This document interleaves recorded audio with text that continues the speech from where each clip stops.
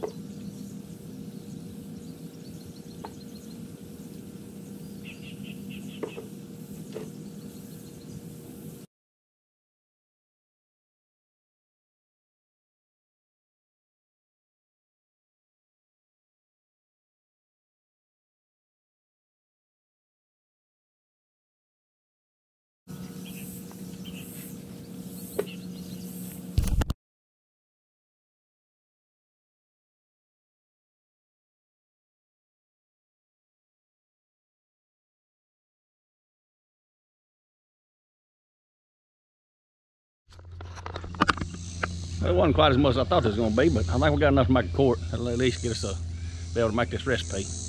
Y'all hang in there with us. We're going to go in the house and get these cleaned up and get started. Got to have a jalapeno to go along with it too. And they're starting to turn red. He might be about just the right size. Alright, I think I've got everything gathered up we need. We're measuring spoons, dill seed, pickle crisp, kosher salt, some vinegar, water, funnel, ladle to dip it with, a little homemade magnet for my lids. Got some, got our seal over here in this pot. Just warm the water up. You don't want it to boil, but that'll soften that seal up and it'll sterilize it. And we have a pot ready for a hot bath there. It's just kind of simmering. All right, first thing we need to do before we wash okra, we'll get our brine together. We need a pint of vinegar.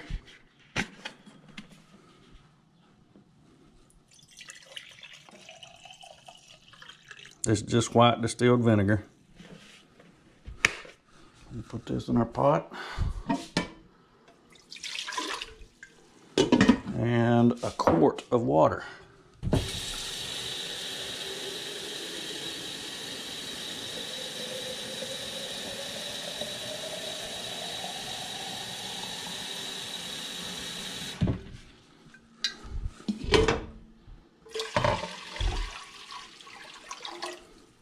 We'll fire that bugger up. Let it start going. All right, now we need 1/3 of a cup of salt. I use kosher salt. Don't want to use iodized salt. In any canning recipe, as far as I know, it's not recommended. 1/3 of a cup of salt.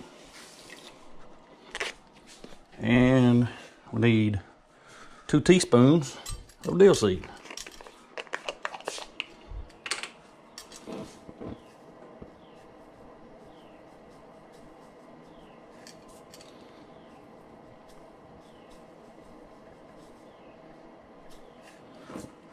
Right. Now while that's simmering, coming to a boil actually, we'll go ahead and clean our okra.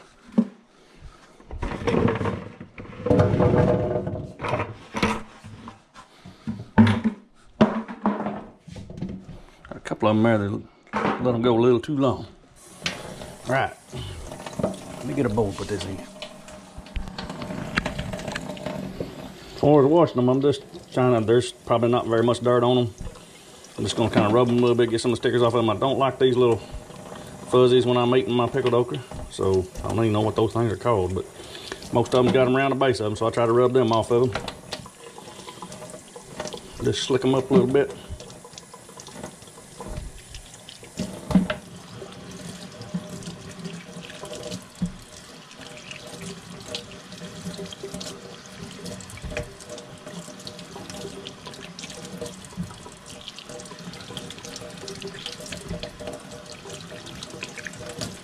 And our little jalapeno. Good to have him in there, give it a little kick. Right, got all those cleaned up. Our brine is boiling. We'll turn that bugger down, let it simmer.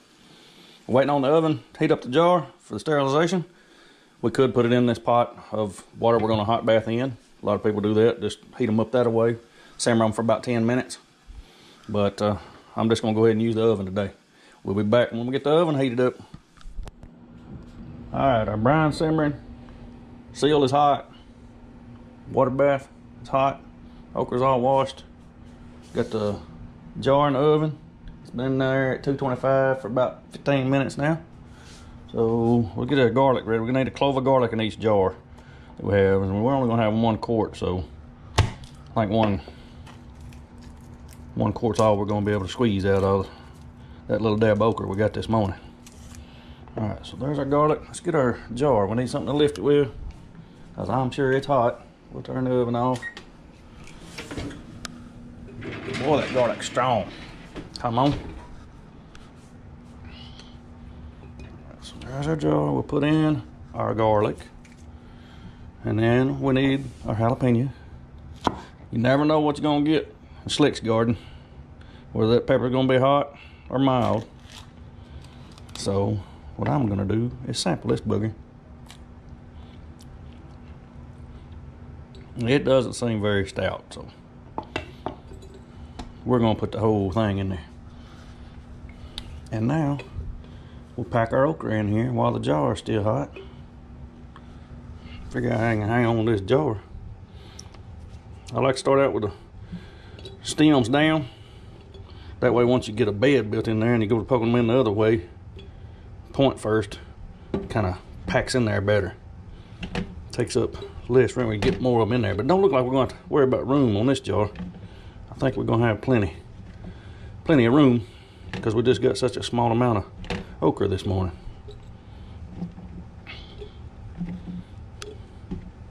No rhyme or reason, just get them in there. Now, they don't necessarily have to be packed tight. I usually do pack them tight, because I usually have a lot more okra than this. I try to use fewer jars that way. But if they're loose packed, that'll be fine too. There'll just be a little more brine in there.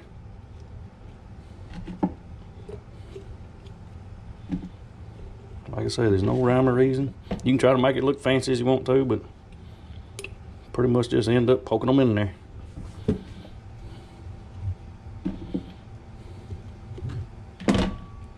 Which way they'll fit. Boy, that's gonna be some good stuff. This is actually my mama's recipe. Ida Mae's pickled okra. She's gone to be with the Lord now, but I still try to keep some of her stuff living on. This is actually her pair of tongs to lift these jars with. And I've got her funnel and her ladle that she used in canning, but it's aluminum, and they recommend not using aluminum with vinegar.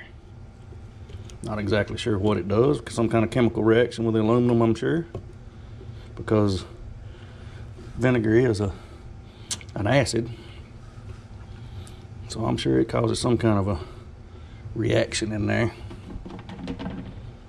Oh, that's gonna be some good stuff.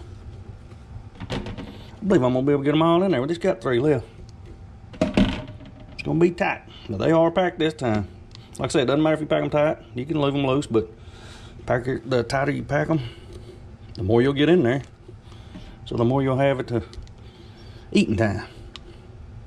All right, there's that. Now, let's ladle some brine in here on this booger.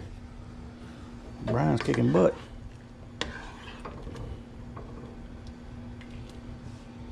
I try to stir it a little bit so I have some seeds. You're gonna want to leave an inch of headspace in there, just like about everything else. About the bottom of that little ring on the jar there.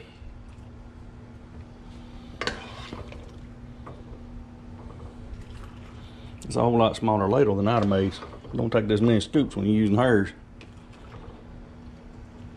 But like I say, aluminum and vinegar don't mix. It should be pretty close. Let's cut this booger off. We'll set him over here out of the way.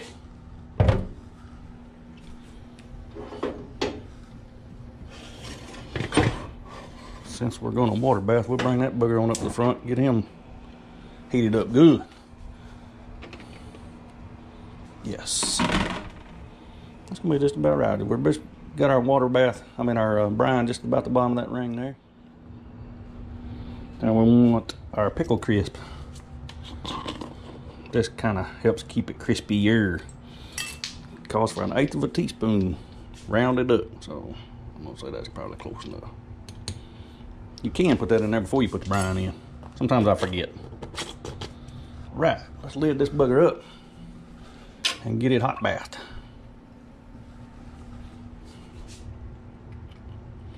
Send that little seal. Water's warm over there just to keep it soft. So put that on there finger tight. You don't just bow up on it. Just get it on there snug. And put this in the water bath.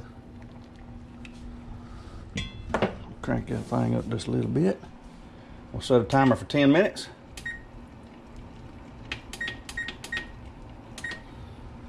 Don't want to go more than 10 minutes. End up making your okra soft, soggy. This way it'll have a little crunch. So we'll be back in 10 minutes and show you the finished product. I actually had a little bit of extra brine that time, so I'm gonna go ahead and jar it up. I'm not gonna hot bath it. I'll just jar it up, put that seal on there. As hot as it is, it should. Because it was just boiling. As hot as it is, it should go ahead and seal, even without the hot bath. We shall see. But they can save that for the next trip. Next time we have some okra, we'll get some brine already made up. Save a step. Alright, the timer's done. Cut this bugger off. Pull this okra out of here. Dump a little water off of it. Let's set her over here to cool. Now, if we had a bunch of them, 6 or 8 of them coming out, if we'd had a canner full or whatever, but of course we didn't have a canner full, we just had 1 quart. That's why I used a rag in there, because it's not in my actual canner. But if you had a bunch of them sitting up here, it'd sound like music going off here in a little while. You can hear them lids popping, don't, don't, don't. So, there's your pickled okra. Just let this sit for several weeks. I don't know how long several weeks is. It's just what the recipe called for that my grandmother passed down. So y'all use your own judgment. I mean, you can always open them up. If they're not done, just set them in the refrigerator and wait a little while longer. But I think they'll cure pretty quick. Several weeks, I'd say 6, maybe 8, something like that. So y'all enjoy. Give us a big thumbs up. Hit that like button. Subscribe. See you guys.